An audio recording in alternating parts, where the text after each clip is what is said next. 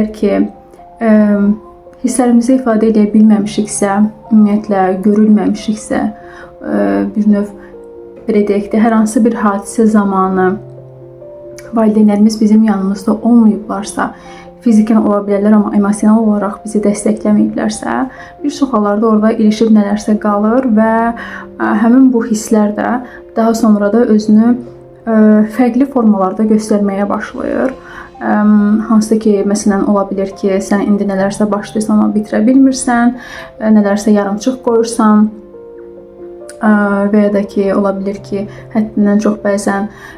qəzəb partlamaları yaşaya bilirsən, qəzəbli şəkildə özünü ifadə edirsən və ya da ki, donub qalırsan. Bu kimi reaksiyalar şəklində özünü göstərə bilir.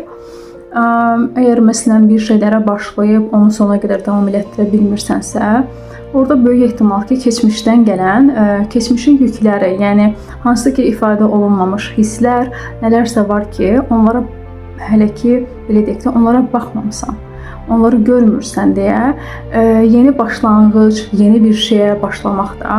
belə deyək də, özündə böyük bir güc, resurs, enerji tələb etdiyi üçün, onları orada bağlaya bilmədiyim üçün onlar orada qalıb, hələ də nələrsə yarımçıq qalıb, ifadə olunmamış, yarım qalmış, tamamlanmamış nələrsə var. Həmin bu tamamlanmamış şeylər də özünü elə bir növ ya ertələmək şəklində və ya da ki, belə deyək də,